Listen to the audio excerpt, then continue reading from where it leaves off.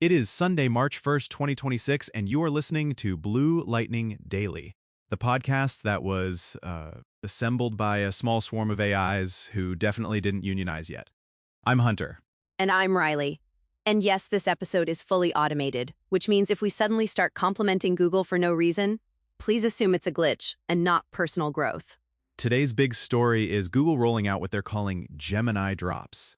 The headline vibe is Gemini moving from answer engine to doer with this ask, plan, act flow. Which is Google's way of saying, stop making me read your to-do list, let me just do the annoying parts. Honestly, that's the first time agentic has sounded like something I'd actually use, instead of a word you say right before a demo fails. Totally. And for creators, it's not one prompt, Hollywood. It's more like shaving minutes off 100 tiny steps. Less tool hopping, less copy-paste Olympics. Okay, but hold up. What actually shipped? Because Drops always sounds like a sneaker release, and then it's just a settings toggle. Yeah, fair. It's basically three buckets.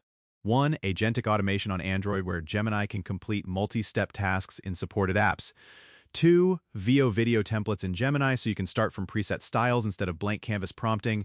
And three, Lyria 3 inside Gemini for generating short music tracks like 30-second, I need a vibe right now tracks. The 30 seconds is so honest. Like, thank you for admitting we are not all composing symphonies. We're trying to make a reel not feel like a funeral slideshow. Exactly. And the Android agentic part is rolling out in a staged way.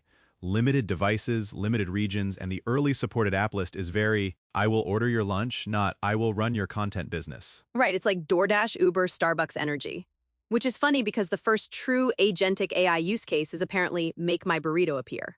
But the creator angle is still real, because if Google can do it in those apps, it's signaling where they're going, letting Gemini operate inside apps instead of just advising you. And that's where I get excited and also scared. Because when an AI starts doing the failure mode isn't, lol, it wrote a weird paragraph. It quietly did the wrong thing perfectly. Yeah, like hallucinations are one thing, but an agent that confidently takes action, that's a different genre of whoops. What's your first actually useful task you'd hand it, Hunter? Something boring enough to automate, but risky enough to make you sweat. Oh, I've got one. Renaming and sorting assets from a shoot, like take a folder full of messy clips, make a clean structure, rename with a consistent convention, and generate a little doc that says what's what. That's boring. That's daily. But it's also dangerous because if it mislabels stuff, you're editing the wrong take and you don't find out until the client is like, why am I blinking for 6 seconds? Yep. My version is captions and posting logistics. Like, take this finished short, generate platform-specific captions, pick hashtags, schedule it, and then save the final metadata back to Notion. That is my dream. And also your nightmare if it schedules the wrong draft. Exactly. Like, I'm not trying to wake up to my unfinished hot take going live with the placeholder text that says, insert spicy opinion here. This is where Google's framing of ask, plan, act matters. The plan step should be a checkpoint. Creators should want that. Show me what you're about to do before you do it. Yes. Give me the "are you sure" screen, but make it not annoying. Like, summarize the plan in human language, not executing step 4 of 12. And also, permissions. The ghost in the permissions screen is the real producer here. Wait, speaking of doing things, who's legally the doer? Because if Gemini orders something or posts something or books something, is that on me, Google, the app, or the vibes? It's basically on you, realistically. Because you authorized it. But the mess is when the boundaries are fuzzy. If the assistant acts inside an app with limited transparency, you still own the outcome. Which is why I want dry run mode. Like, do the whole thing but stop right before the final confirmation button.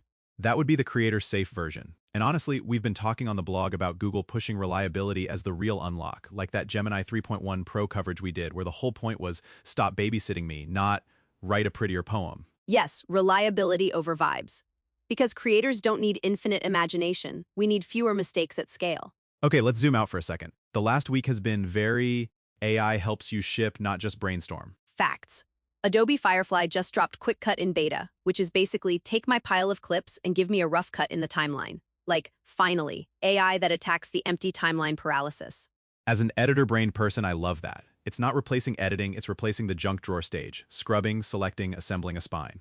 And then Suno added stem export in Studio for paying users, which is huge for video people. Because stereo files are like, cute, but stems are how you actually mix around dialogue and make versions. Exactly. Stems turn AI song into AI session. That's real workflow. And OpenAI's Codex Spark is doing the same thing, but for code speed and low latency iteration. Different category, same pattern.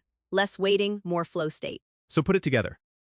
Google is building a stack inside Gemini, text, image, video, audio, and then adding agentic automation to move between steps. Adobe is making the first cut show up faster, Suno is making music editable, everyone's chasing throughput. Throughput is the new flex. Not my model is smarter, but my tool removes friction. Okay, Veo templates. Riley, are templates creative training wheels? Or are they secretly Pro Tools? Both. And I'm going to be annoying here. Templates can make everybody ship the same 5 vibes faster. Like, congrats, we all made the same cyberpunk B-roll montage on the same day. Yeah, that's real. But if you're running a team, templates are also consistency. You want recurring segments to look like a series, not like random experiments made at 2 a.m. And templates are faster for variance. Pros don't hate prompting, they hate repeating themselves. If the template encodes pacing and composition choices you already like, you're basically standardizing taste. I will say, though, Adobe's Quick Cut feels more editor brain, and Veo templates feel more creator brain. Like, Quick Cut helps me shape real footage, Veo templates help me generate an aesthetic start point. Great distinction. Veo templates are about the blank canvas. Quick Cut is about the messy canvas. Okay, Lyria 3. 30-second music inside Gemini is kinda perfect and kinda terrifying.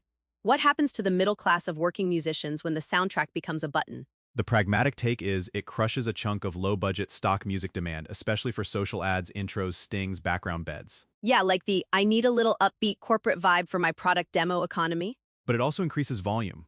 More creators will use custom music because it's easier, and the people who win are the ones who can direct it, edit it, and integrate it with taste. True, and also, the backlash is already a thing. People are excited about quality, but they're also complaining about restrictions and the model getting blocked on certain prompts. That's the trade-off. Brand-safe rails versus creative freedom. For marketers, guardrails are often a feature. For musicians, it can feel like a straitjacket. Also, I'm begging everyone. If you use AI music, don't just slap it under everything at full volume. Respect dialogue, respect pacing. You are not scoring Dune. You're making 3 things I learned this week on TikTok.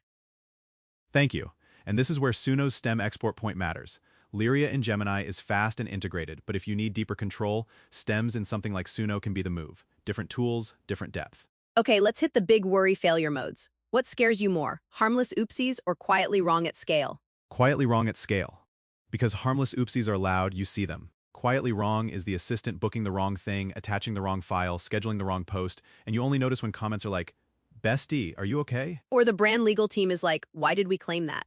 Exactly. Which is why those grounding signals and structured outputs Google keeps pushing matter.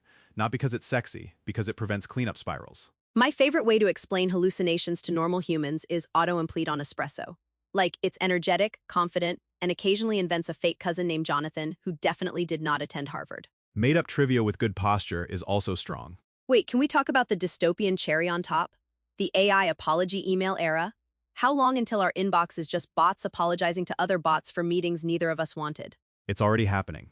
Somewhere, 2 assistants are scheduling, rescheduling, then apologizing, and the humans are just watching it like a tennis match. And the meeting is called Quick Sync. The most cursed phrase in the English language. Yeah. So, bottom line for creators, Gemini Drops isn't magic. It's Google trying to make Gemini operational. Less tab juggling, more ship it. Start small if you try the agentic stuff. Pick tasks where you can verify quickly, and demand a preview of the plan before it acts. And if you're using Veo templates, don't stop at the template. Customize, break it, make it yours, or you'll look like everyone else in the template mall food court. And with Lyria 3, treat it as a fast soundtrack sketchpad, great for shorts and stings. For bigger work, you still want a broader audio workflow. All right, that's the show. Thanks for hanging with us while our fully automated robot production pipeline continues to, learn boundaries. Go check out bluelightningtv.com for AI news and updates. Subscribe wherever you listen so when Gemini finally books your Uber and accidentally orders 12 bubble teas, you'll be emotionally prepared. Catch you next time.